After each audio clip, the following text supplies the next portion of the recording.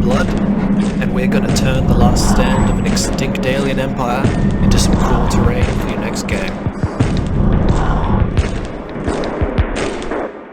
Okay, so the first thing you gotta do is get out your pocket Space Marine. Use this to check whatever you're looking at to see if it's gonna be the appropriate scale for your alien world. Yeah, that's pretty alien looking. That should do the job. And we've got our aliens. Big boy. Super Robots 3 collecting. $3. Power core? War in the Earth deformation. Oh yeah, we got this one. Alright, so have a look over the toys that you bought for interesting details and start thinking about how you might want them posed in the terrain. What sort of stories are they going to tell? Did these things fall due to old age, or did they maybe meet a crusade in space? These are actually really good kits, and I do like Transformers, so I feel slightly bad about what I'm going to do.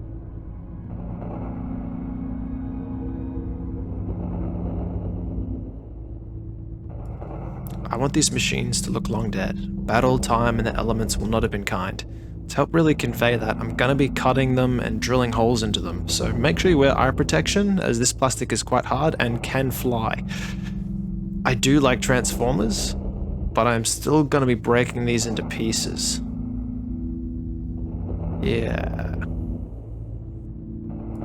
I did consider using some modeling putty like green stuff or Milliput to sculpt some cables to be robot guts, but decided that would take too long and be too fiddly, so I'm just going to jam some string into them and hold it in place with PVA glue. The string is going to be primed and painted and then partially submerged in the terrain, so it's going to work perfectly fine as ancient wiring.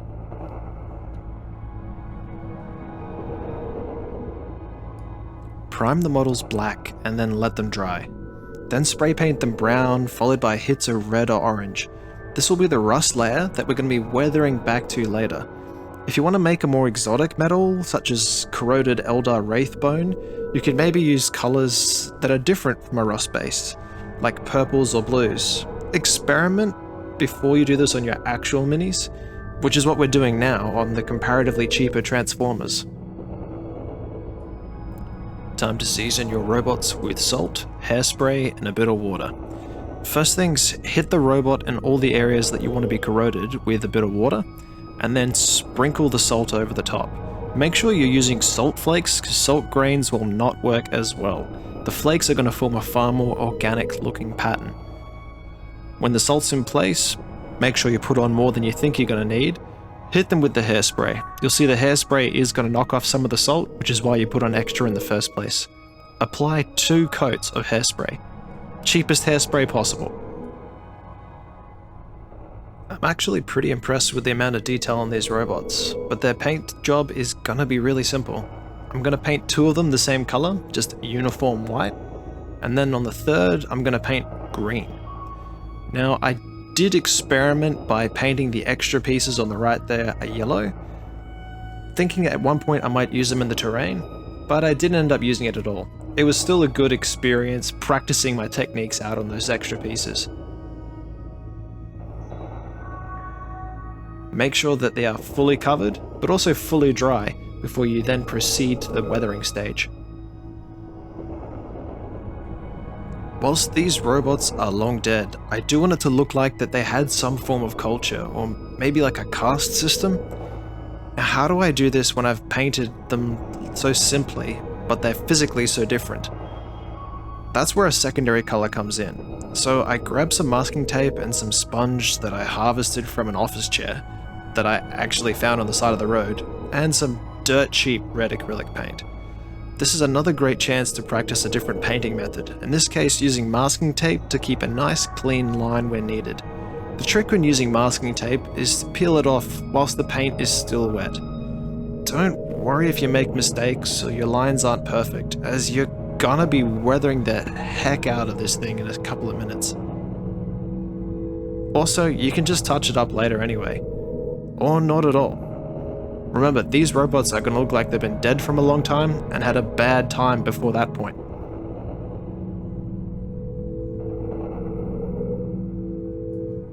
grab a toothbrush or two that's not going to be missed and some water.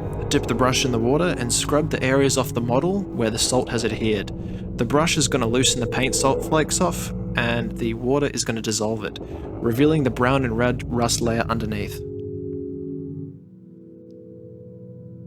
Sweet. These robots are going to be dirty. To do this, I'm going to be mixing some brown paint in a ratio of 1 part brown acrylic to about 20 parts water.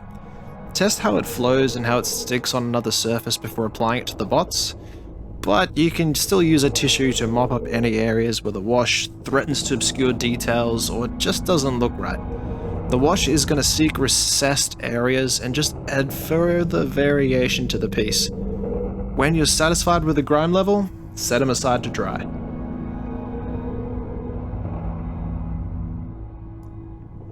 It's a good idea to keep checking the posing and just that mental image you have in your head of what the final piece should sort of look like. Here I place them on the basing material, which again is recycled from old IKEA furniture, and I've drawn a basic outline of the bases for the terrain pieces, on which I'm going to place these robot carcasses. I cut the edges to be rounded as I decided that they're going to be lying on what appears to be natural rock formations. Your pocket marine should get some use here, just to check that the scale is going to make sense for games. So the rocks and hills can be made from piles of anything from your bits box. EVO foam will work, and insulation foam or even polystyrene. The trick is just using a sharp blade to cut it, and then sealing everything with a paint PVA mix. In my case, I ended up using some insulation foam. No hot wire cutter needed, just a couple of old knives. Cut the pieces into roughly the size that you want, and then sort of chip and scrape at them with a blade to create a rock-like surface. You can then just use PVA glue to adhere them to the base. Naturally, take care, do not cut yourself during this stage, or in general. I want it to look like these robots have been lying on these rock outcroppings for years and years, if not centuries. To help this, I'm going to cut some indents into the foam for them to lie, like a silhouette of where the robot will have been. So the years will have been slowly burying these robots or their remains, or perhaps even unearthing them.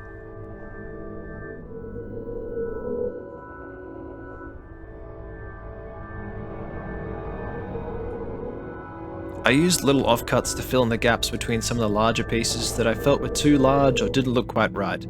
I then used actual rocks which had rough surfaces to mark up the foam further. Press it into the foam, scratch it, give it a gentle tap, just anything to give it some more texture.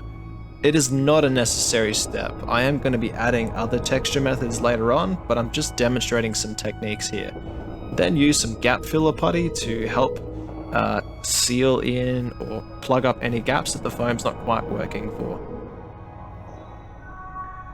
And you can smooth it out with a tool or using your finger. When the gap filler putty's on, place your pieces in a lovely sunny spot and give them about an hour to dry. Lovely. Thank goodness for dollar store aquarium plants. These are going to make excellent alien plant life when set against your minis, but they're looking slightly too clean. The next step gets kind of technical, so cut yourself some plants until they're the right size, and then take 20 parts water to 1 part black or dark brown. Now, don't blink. And that's how you paint them. Try not to get this mix on your fingers, it does stain pretty well, even though it's just acrylic and water. There.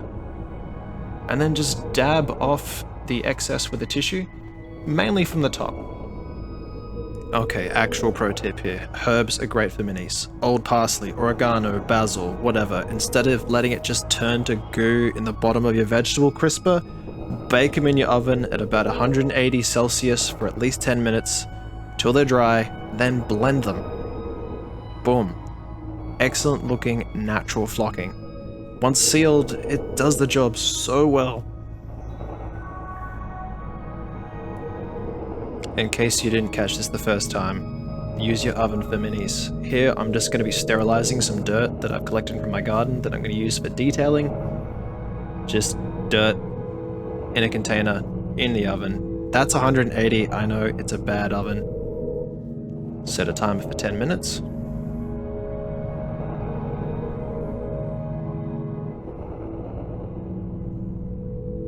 Yep, 10. And if you've got a bad oven like I do, just keep an eye on it, because who knows. I want these outcroppings to look like they've got some dirt or soil on the top of them, and a decent way to do this is to just straight up glue on some dirt. I've mixed some PVA and water together, but you can see here that it's really difficult to actually see where you've placed glue, so I'm going to add a little bit of paint just so I can see where the glue is. I can see any areas that I missed, and it's also going to be a good base coat. Sprinkle on the sand. It's a good idea to do this over a tray or a mat, so when you shake off the excess, you can put that back into the container so that all that dangerous oven stuff wasn't wasted.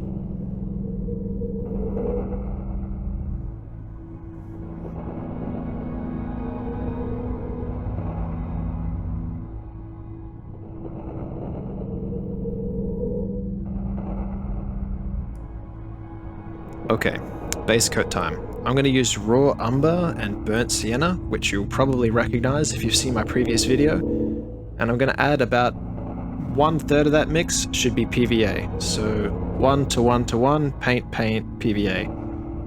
And then I've added water until the consistency is slightly thicker than milk, and then I've applied this over the entirety of the terrain. Now I realize that the scale of the actual dirt, when you compare it to a 28mm model, it looks a lot closer to gravel than dirt. So I'm going to use some tile grout, which is really fine, on top of it to look like actual soil. You can get this in different colors, but I only had grey on hand and I was lazy, and of course I ended up creating a lot more work for myself by having to paint this again. But you can get matching colors pretty easily. When the grout's been placed on top of the wet glue, I've just hit it again with a PVA water mix, which was about 50-50, just to help hold it in place until I can paint it. Apply plenty and then let it dry.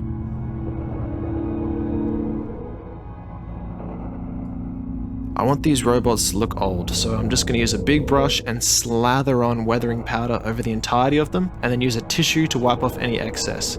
You can make your own weathering powder using pastels, and I'll add a link in the description to Midwinter Minis, who has a great video on the topic. It's definitely worth making your own. As I said, being lazy created myself a lot more work here. So I ended up just using that paint PVA mix and painting over all the grout. This can be a good idea to do anyway, even if you had the right color, because it is going to help seal everything in place. When that brown is dry, I'm just going to be dry brushing the entirety of everything just to help the details pop. I added a little bit of brown to the white just to make it slightly off-white, and then dry brushed everything. You can stop here if you were just trying to make some rock outcroppings. That's tabletop ready. That's just mwah, good to go.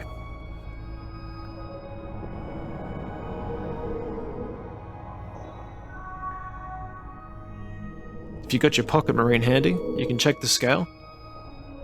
Yeah, she's good.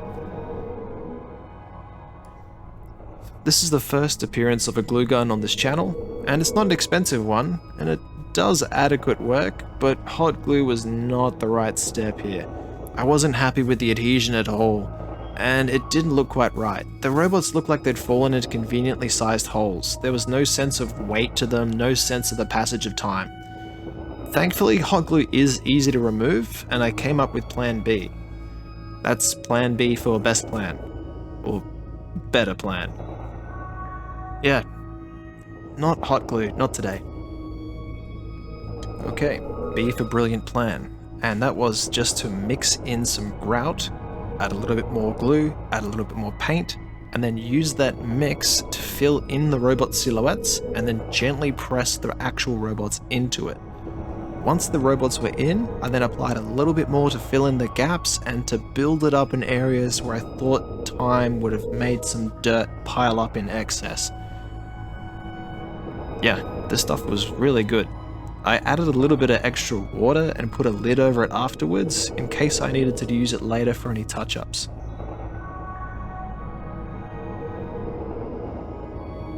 Sometimes you gamble and you win. This stuff dried rock hard in a couple of hours, so that very night I wanted to get the plants in. I just poked a hole in the foam with a skewer, put in some of that PVA grout paint mix, and then put the stems of the plants in the hole. That easy. Using a dipping sauce container, I'd saved the off-white paint I'd made earlier and used it to dry brush the entirety of the pieces, particularly where I'd applied the PVA grout mix and around the base of the plants. Doesn't matter if you get some on the robot, because it's just going to look a little bit like dust has built up on them. You can see the details really coming alive here.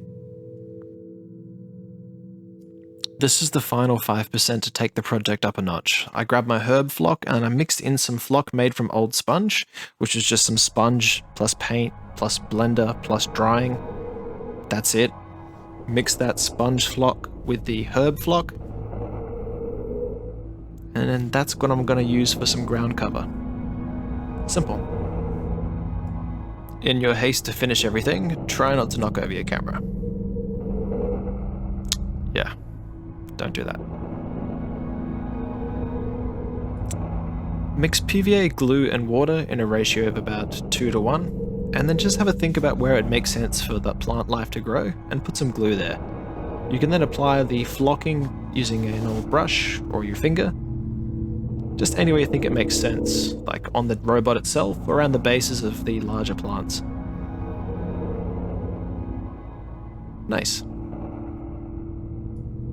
Once the glue is dried, it's a good idea to seal the pieces with a sprayed layer of matte varnish. If you don't have varnish, you can just use hairspray again. This will make the flock less likely to be bumped off during games, and if you use the hairspray, it's also going to smell pretty nice. Matte varnish will not smell as nice, but it does offer slightly better protection. Once dry, your pieces will stand up to all the punishment you can expect from tabletop wargaming. Otherwise, congratulations.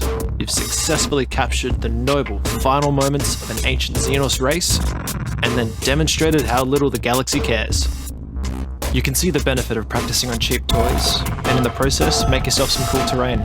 These same methods work great even if you change the colours, as I did here on these Games Workshop kits. Easy. I hope you've enjoyed the video. If you've got any questions or ideas for some future projects, don't hesitate to drop a comment below.